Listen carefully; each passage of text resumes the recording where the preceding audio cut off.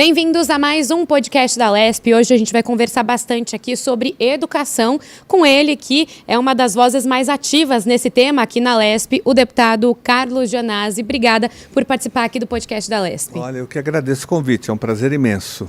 Bom, deputado, já vamos começar falando de um tema aí polêmico que surgiu recentemente em relação à decisão do governo de São Paulo de não aplicar, não usar os livros didáticos impressos. O senhor falou muito sobre isso na tribuna, queria saber aí, em relação a essa polêmica, como é que foi a sua atuação? Olha, o governo Tarcísio, o governo estadual, está cometendo um crime contra os nossos alunos, contra a rede estadual, retirando o Estado do Programa Nacional do Livro Didático.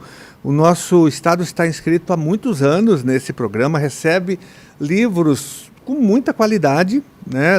Livros bem elaborados, livros didáticos para toda a rede estadual, recebe gratuitamente e ele está dispensando esses livros porque no primeiro momento disse que iria disponibilizar apenas material digital, que o aluno não ia precisar mais desse material do MEC, porque segundo ele é um material já superado, um material defasado, que não é verdade, enfim, mas aí ele foi tão pressionado pela opinião pública, pela imprensa, por nós, professores, pelos deputados aqui na LESP, que ele deu uma pequena recuada, dizendo que faria impressão de uma parte desse material para o aluno que quisesse ter o material impresso. Isso não resolveu, ele foi mais pressionado ainda. Aí o governador Tarcísio disse que vai imprimir o material digital, que nós não sabemos qual é o material exatamente digital, para os alunos, mas vai retirar o livro didático. Então ele está cometendo uma improbidade administrativa, porque você já tem um livro de graça, ele vai imprimir um material novo, vai ter um gasto, um material, na minha opinião, sem qualidade, porque nós já detectamos vários erros numa parte do centro de mídias.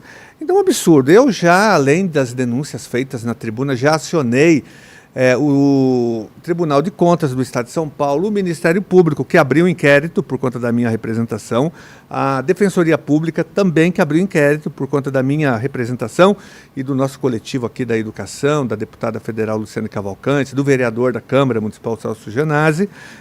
Acionei também, junto com o coletivo, a deputada Luciana Cavalcante e o Celso Gianazzi, o Tribunal de Justiça, exatamente na data de ontem, para manter o Estado de São Paulo no Programa Nacional do Livro Didático, porque o livro é muito importante, esse livro, para o aluno. O aluno não, as escolas não têm internet, não têm as condições adequadas para trabalhar com o material digital, que ele pode ser utilizado, mas como material complementar. O livro é fundamental, e mesmo países que adotaram no primeiro momento só o material digital estão voltando atrás, perceberam que não funciona, isso o aluno perde na sua aprendizagem, estão voltando já com o livro presencial. Tanto é que esse material do MEC ele é tão bom que até escolas particulares, como o Colégio Cervantes, Colégio Bandeirantes, a Escola Gracinha, a Escola Maria das Graças, conhecido como Gracinha, essas escolas utilizam esses livros do Programa Nacional do Livro Didático, porque o material é bom realmente. E o secretário inventou essa desculpa, o secretário que é dono da Multilaser, o Renato Feder, inventou essa desculpa. Só que ele está cometendo um crime contra as crianças e adolescentes, um crime administrativo também, que ele vai responder, né? Porque é grave isso, retirar o livro didático das escolas é algo criminoso, na minha opinião. Bom, o senhor até promoveu uma audiência pública aqui sobre o tema. Como é que, queria até que explicasse, né, não só sobre o que foi discutido, mas o senhor falou um pouco aí dessa importância do livro. Por que que o livro físico ele é tão importante? Como que ele ajuda no aprendizado das crianças? O livro, primeiro que ele é levado para qualquer lugar, o aluno pode ler em qualquer lugar. É importante o aluno tocar o livro tem cheiro, né? O livro ele pode receber anotações, sim, diferentemente do que o secretário disse, o aluno deixa a marca dele no livro. O livro não cansa como cansa uma tela, a tela ela é cansativa, depois de um determinado momento há um cansaço, né? O livro demora muito mais, então o livro é fundamental hoje, né? Tanto é que ele não foi abolido em nenhuma rede de ensino no Brasil, então ele é fundamental para o processo ensino-aprendizagem. O material digital é importante também, mas como um complemento, ele não pode ser o principal. O O senhor mencionou também, né, que o secretário Renato Feder, ele de fato é acionista numa empresa, na Multilaser, e em nota até durante esses últimos dias ele afirmou, né, reafirmou o compromisso de não realizar novos contratos com a Multilaser durante a gestão dele na secretaria.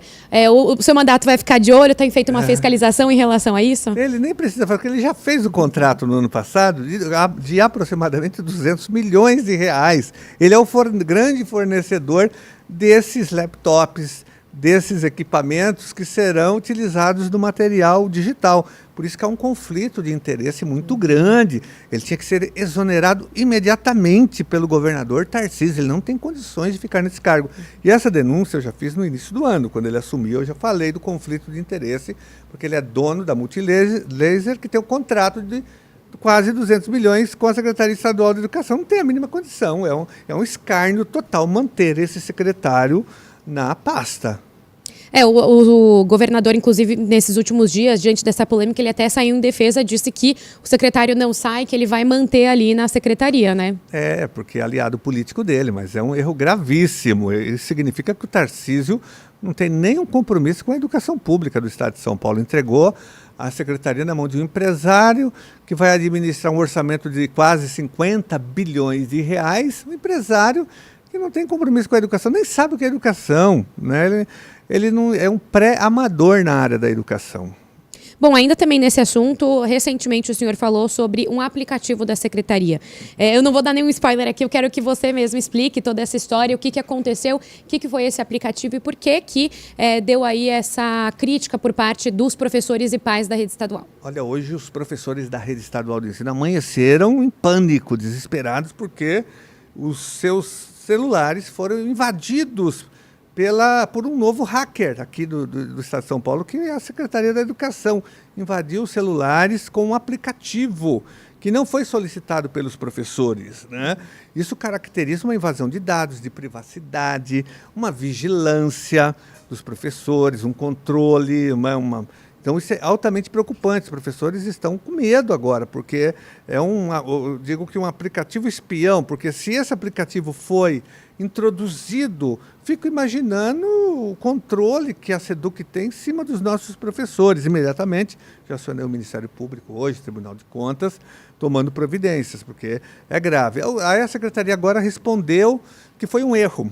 Só que nós descobrimos, e eu tenho aqui a prova, que esse mesmo erro já aconteceu no ano passado também, na Secretaria de Educação do Paraná, do Estado. Aqui está aqui a matéria lá do Sindicato dos Professores do Paraná. No ano passado, o secretário era o Renato Feder, da Educação do Paraná. Mesma coisa aconteceu, é idêntico. Então, a mesma empresa, né, que fez o aplicativo lá, que foi contratada também aqui. Então tem alguma coisa errada aí, que o Ministério Público tem. Eu mandei essa matéria para o MP, para o Tribunal de Contas, então não foi um erro, porque é impossível que eles errem duas vezes em dois lugares diferentes, né?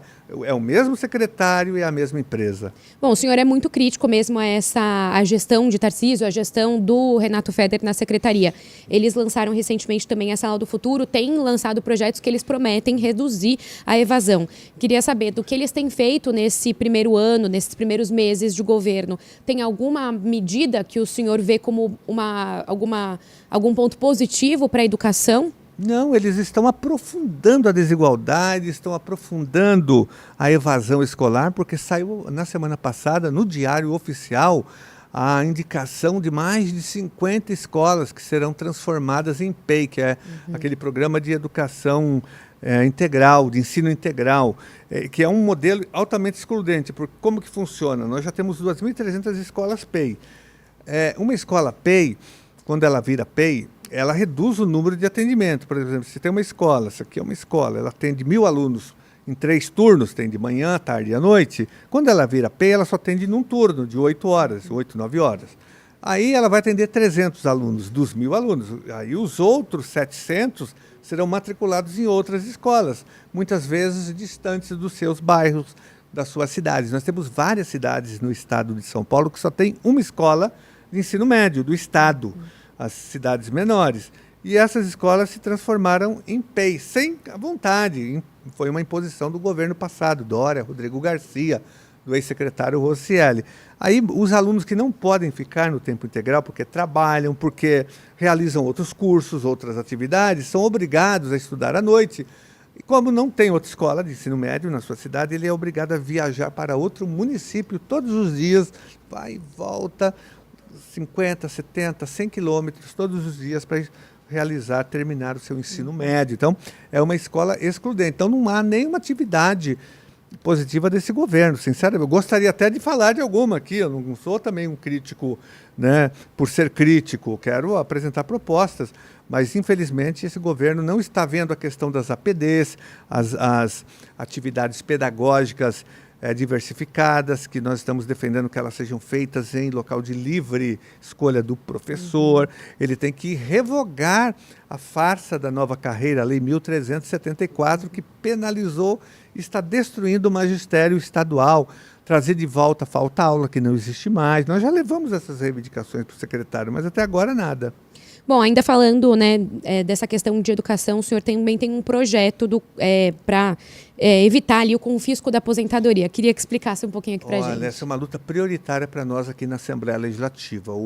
As reformas previdenciárias feitas em 2019 pelo Bolsonaro, governo federal, e pelo Dória aqui em São Paulo em 2020, penalizaram imensamente todos os servidores públicos do estado de São Paulo. E nós, inclusive, impondo aqui no estado de São Paulo, através do governo Dória, o confisco das aposentadorias e pensões para quem ganha acima do salário mínimo. Um verdadeiro absurdo isso, né? Um roubo, um assalto. Nós, depois de muita luta, mobilização, trabalho no Twitter com as nossas queridas tuiteiras, com o trabalho das entidades representativas dos servidores, nós conseguimos com o nosso PDL 22, que foi um instrumento importante legislativo de mobilização, de pressão, nós conseguimos derrotar esse confisco no final do ano passado. Porém, a nossa luta agora é para que o governo devolva tudo que ele retirou dos servidores em geral, não só da educação, mas da segurança pública, do Tribunal de Justiça, de todos os segmentos que foram penalizados com esse famigerado confisco. Eu apresentei um PLC que obriga o governo a devolver, com juros e correção, tudo que ele retirou durante esse período. E nós também estamos em luta em outros municípios que estão confiscando. A capital aqui, a Prefeitura de São Paulo, o Ricardo Nunes, que é o prefeito, está confiscando os aposentados. 100 mil aposentados e pensionistas estão sendo confiscados aqui. Então nós estamos em luta na Câmara Municipal para aprovar um PDL também como o meu, que é o PDL 92 do vereador Celso Genasi, que é meu irmão e está lá também na mesma luta, é servidor público. Nós estamos lá com ele nessa luta. E em Brasília também para mudar, fazer as alterações na reforma da Previdência do Bolsonaro, sobretudo na emenda 103. Nós queremos revogar o artigo 149 para impedir que haja novos confiscos, inclusive em São Paulo. Aí nós estamos em luta com a deputada federal, Luciane Cavalcante, que é do nosso. Nós temos um coletivo aqui em São Paulo da educação, chama Coletivo Educação em Primeiro Lugar, que é o meu mandato aqui na LESP, é o mandato do vereador Celso Genasi na Câmara Municipal e o mandato da professora e supervisora de ensino, Luciane Cavalcante, que é aqui de São Paulo, do pessoal também, e é da Comissão de Educação na Câmara dos Deputados. Então, esse é o trio, né, da educação que atua em defesa não só da educação, mas, sobretudo, dos aposentados e pensionistas em todo o estado de São Paulo. Bom, ainda a educação, obviamente, tem uma expectativa do governador enviar aqui para casa, nesse segundo semestre, uma proposta que a gente ainda não tem grandes detalhes, mas que sabe que vai mudar, talvez, o orçamento, né, a porcentagem de recursos obrigatórios para a educação e passar para a saúde. Como é que o senhor vê essa possibilidade? Olha, o governador Tarcísio de Freitas está anunciando exaustivamente que vai reduzir o orçamento da educação, que vai encaminhar um projeto de lei, uma PEC, na verdade, para mudar a Constituição Estadual, que nós aprovamos aqui em 1989, na Constituinte Estadual. Eu estava aqui nas galerias, eu era um professor da rede estadual na época, estava nas galerias, acompanhei todo o debate, foi uma luta imensa para a gente aprovar na Constituinte Estadual esse artigo, para aumentar o recurso da educação para 30%. E agora o governador diz que vai retirar 5%. Isso significa, na prática, retirar por ano 10 bilhões de reais, não milhões de M, é com bi, B, bilhões de reais por ano da educação estadual. Esse dinheiro vai fazer falta. Por quê? Nós temos uma rede sucateada, degradada, com mais de 100 escolas de lata. Nós temos aqui um dos piores salários dos profissionais da educação do Brasil. O governador nem paga o piso nacional salarial corretamente, paga através de abono complementar, sem repercussão na carreira, né, agredindo a lei federal, inclusive. É uma rede muito penalizada, então ele tem que aumentar o orçamento e não diminuir. Nós vamos aqui fazer uma resistência jamais vista para que ele não aprove esse projeto na Assembleia Legislativa, não só dentro da Leste, mas como fora, mobilizando a sociedade toda, porque a educação precisa de mais recursos e não de redução de orçamento. Isso aí é um crime de lesa pátria, de lesa humanidade no estado de São Paulo, que o governador pretende. Ele não vai conseguir porque haverá muita resistência, né? Mas ele não pode nem apresentar um projeto como esse, que é um projeto criminoso. Eu até ia questionar isso, né? Porque a gente tem, obviamente, o PSOL e o PT acabam se mostrando aí muito mais contrários a essa proposta, mas então a expectativa, a visão do senhor é que não vai aprovar esse projeto quando ele enviar. Não vai, porque até eu converso nos bastidores até com deputados da base do governo que estão horrorizados. Falei, isso é um projeto antipopular, é um governo que se eu aprovar, eu vou apanhar muito lá na minha região, na minha cidade. Eu não tenho disposição de votar nesse projeto. Espero que ele nem encaminhe o projeto para a Assembleia Legislativa. Muitos deputados estão nos bastidores em off me dizendo isso, da base do governo, que são aliados dele, estão com medo desse projeto.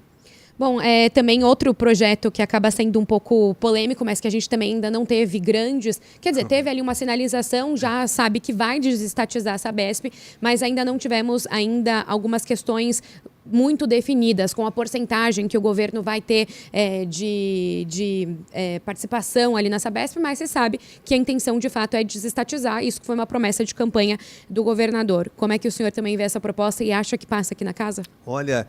Também não, nós vamos resistir a um absurdo, ele privatizar a Sabesp. A Sabesp é uma empresa de água e saneamento fundamental para o estado de São Paulo. Ele vai primeiro na contramão do que o mundo está fazendo. Várias cidades do mundo que privatizaram estão agora estatizando, desprivatizando. Paris, Berlim... privatizaram, se arrependeram profundamente, estão voltando atrás, várias cidades do mundo. Então ele vai na contramão das experiências bem-sucedidas do mundo, que é pela estatização, porque a água é um bem da população, saneamento também, não dá para entregar para uma empresa privada. Nós já tivemos aqui um péssimo exemplo, a Enel, São Paulo privatizou a energia elétrica, era a Eletropaulo, agora é essa Enel, uma empresa italiana que ganhou essa licitação. É tão grave a situação da energia no estado de São Paulo que essa empresa é a que mais recebe reclamações. Aumentou a tarifa elétrica, a população paga mais caro, é a empresa que tem o maior número de denúncias no PROCON, denúncias que não acabam mais, eles não atendem a população, é um horror. E é tão grave isso que aqui a primeira CPI aprovada no ano de 2023 é a CPI que investiga todas essas irregularidades da Enel. Então, o que vai acontecer se a Sabesp for privatizada? A mesma coisa que aconteceu com a Eletropaulo, vai virar Enel e olha, a população vai pagar muito caro. Então, nós somos totalmente contra essa privatização e o pacote de privatizações. Ele quer privatizar o metrô, todas as linhas da CPTM, essa via mobilidade que toda hora que é privatizada. Ele quer isso, trazer o caos para São Paulo, né, para o metrô, para CPTM. Ele falou que vai privatizar tudo, já está instalando mais pedágios, 9 pedágios. Ele vai instalar na Padre Manuel da Nóbrega, na Baixada Santista, da Praia Grande até Peruíbe, de Santos ao Guarujá, mais 2 pedágios, na Mogi Dutra, mais 2 pedágios também. Ele vai dar continuidade à privataria tucana, só que agora é a privataria Bolso Tucana. Bom, a gente teve também, aproveitando, né, que estamos dando início a esse segundo semestre, queria fazer um balanço do primeiro. A gente teve discussões aqui muito importantes, para citar algumas aqui, a construção das moradias no litoral, reajuste dos servidores, salário mínimo regional. Queria uma avaliação de como é que tem sido essas discussões e qual que deve ser o tom agora dessa 20ª legislatura. Olha, eu não vi nenhum avanço nesse momento no primeiro semestre. Mesmo o reajuste dos servidores não repôs minimamente a inflação. Ele deu, em geral, 6% de reajuste para os servidores, que é um verdadeiro absurdo. Isso não repõe minimamente o período inflacionário que nós tivemos agora nos últimos meses. Então não houve avanço. O salário mínimo regional é para a iniciativa privada, que ele não transfere para os servidores públicos. Então ele faz, como se o Brizola dizia, que tem gente que faz festa com o chopp dos outros, né? Então para a iniciativa privada ele aumentou, mas para o servidor que ele tem que pagar, não. Então não é nenhum mérito. Aliás, todos os governos, todos os anos, inclusive todas as gestões, faziam isso com o salário mínimo, desde quando ele foi instituído. Esse regional que é para a iniciativa privada. Então não vejo grandes avanços aí não, no estado de São Paulo. Nós estamos preocupados com essa questão dos servidores públicos, porque ele está ameaçando agora fazer uma reforma administrativa no estado de São Paulo. É uma das possibilidades também de envio aqui nesse segundo semestre. O que ele quer fazer? As maldades, privatizar a Sabesp, reforma administrativa contra os servidores, retirando direitos e benefícios, como o Dória fez. O Dória fez uma reforma administrativa e ele retirou a falta abonada de todos os servidores do estado de São Paulo. O Dória retirou, na reforma administrativa, isso o PSDB, o reajuste do adicional de insalubridade de todos os servidores do estado de São Paulo. Só perdas, retirada de direitos. É o que vai acontecer com essa reforma administrativa. Ele vai tirar, sabe o quê? A evolução funcional por tempo de serviço. O Tarcísio, na sua reforma, vai retirar o quinquênio, a sexta parte, a licença-prêmio, que é a cópia da PEC 32 do Bolsonaro, que está lá ainda no Congresso Nacional, que nós temos que também derrotar. Bom, o senhor faz parte também da Comissão de Educação e Cultura. O que tem sido discutido por lá? Qual foi o foco no primeiro semestre? E o que deve ser ainda discutido nesse segundo semestre? Nós tivemos ainda poucas reuniões nessa comissão, né? Então, não teve nenhum projeto assim de peso ainda debatido, pelo menos que eu me lembre nesse momento. Mas o foco vai ser, com certeza, essa questão da redução do orçamento da educação que ele pretende enviar agora no segundo semestre. Isso vai polarizar bastante.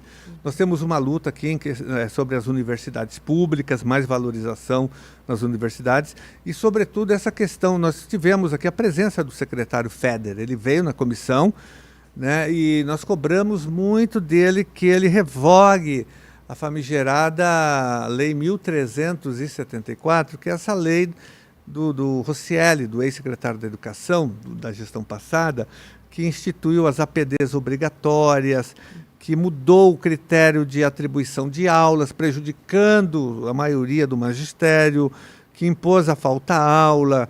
Enfim, então ele tem que revogar essa lei, ele tem que mudar esses artigos. Ele se comprometeu, o secretário, a apresentar um PLC. Nós pedimos, apresenta um projeto para mudar essa lei, pelo menos. Mas até agora ele não apresentou nada. Então, mas vai ser uma luta que nós vamos travar na nossa Comissão de Educação, da qual eu faço parte e sou membro titular, muitos anos. Então nós queremos priorizar essa luta aí da mudança da carreira do magistério e a valorização também do quadro de apoio escolar, que é fundamental para nós.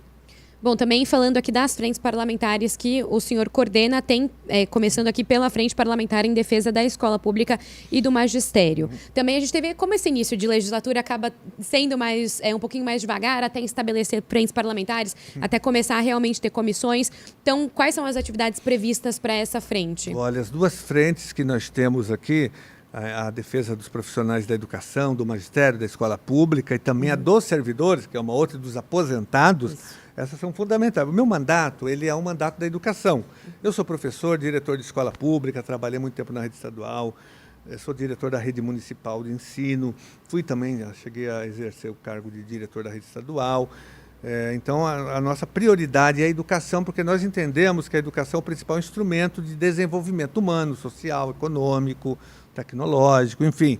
Sem mudança na educação, sem investimento na educação, não tem saída para São Paulo e para o Brasil. Então, nosso foco é a educação pública, porque mais de 80% das crianças e adolescentes estão matriculados em escolas públicas. Então, nossa luta e a valorização dos profissionais da educação, porque se não tem valorização salarial, funcional, da jornada de trabalho, das condições de trabalho de quem está na escola, o professor, o agente de organização escolar, que é a EQC, a direção da escola, a supervisão, todos os profissionais da educação são importantes na construção de uma educação de qualidade. Então, eles devem ser valorizados, né, do ponto de vista salarial, funcional. Isso para nós é fundamental.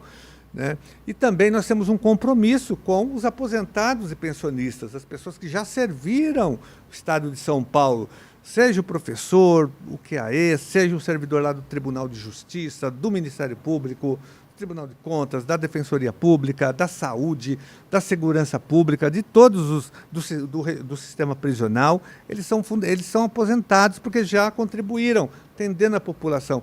Então, eles devem ter uma aposentadoria digna. Por isso que nós estamos numa luta imensa, há muitos anos aqui na Lesp, em defesa dos direitos e da dignidade dos aposentados e pensionistas de todo o estado de São Paulo. Bom, eu fiz aqui um levantamento da quantidade de projetos que o senhor apresentou já nessa 20ª legislatura e foram 87. Eu espero estar certa ali, porque fica a letrinha pequena, às vezes a gente confunde, mas pelas minhas contas foram 87. O senhor já falou desse projeto aí para devolver a aposentadoria, né, para o confisco da aposentadoria. Então, queria saber quais outros projetos o senhor destaca especificamente agora desses 87 aí apresentados. Olha, esse aí é um dos prioritários para nós. Tem alguns que não foram apresentados agora, mas já estão aqui há um bom tempo e prontos para serem votados. Eu quero votar o projeto que acaba com a superlotação de salas na rede estadual, porque essa é uma chaga, né?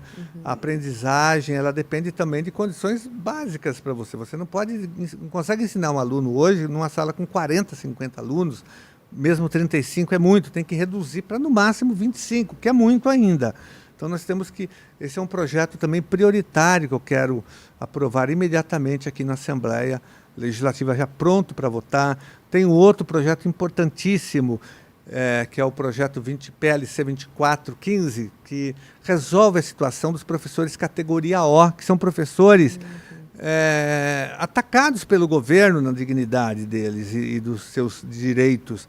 Eles são vítimas da quarentena, da duzentena, eles não podem utilizar o IANSP, eles não têm direito à aposentadoria pela São Paulo Previdência, eles são oprimidos, são perseguidos, e nós queremos resolver essa situação. Esse projeto, que está pronto para ser votado em regime de urgência, inclusive, é o PLC número 24 de 2015, ele acaba com as interrupções dos contratos, ele garante o atendimento desse professor no IANSP para que ele tenha assistência médica e ele também garante que esse professor possa ter acesso à aposentadoria pública. Então acaba com esse sofrimento do professor categoria O no estado de São Paulo. Bom, por fim, né, o governador, os secretários, eles têm feito aqui algumas visitas a alguns gabinetes, conversando, né, discutindo com os deputados. O senhor pretende se encontrar com alguém do governo ou procurar até para mostrar essas demandas e fortalecer essa discussão em relação à educação? Sim, eu já pedi, eu tive uma audiência, eu solicito audiências com o secretário, eu vou até eles, né, para levar demandas. Não vou lá para tomar café, para almoçar, para jantar com eles, para ser amigo deles. Eu não sou amigo deles.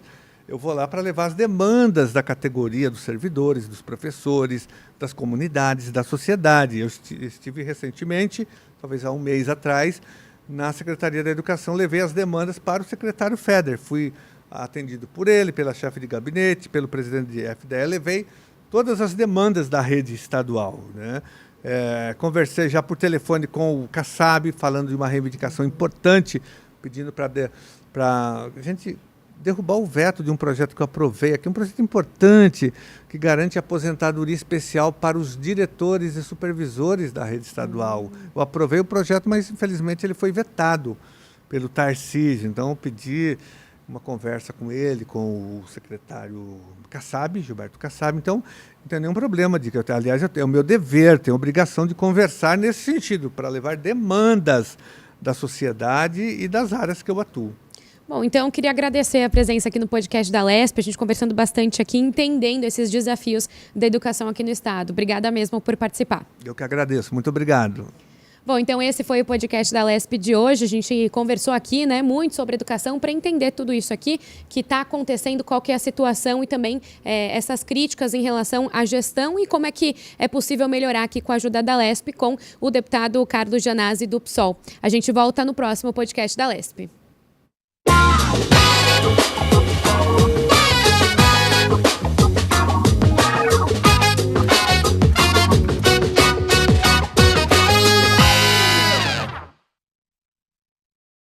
Muito obrigado por você assistir esse vídeo até o final.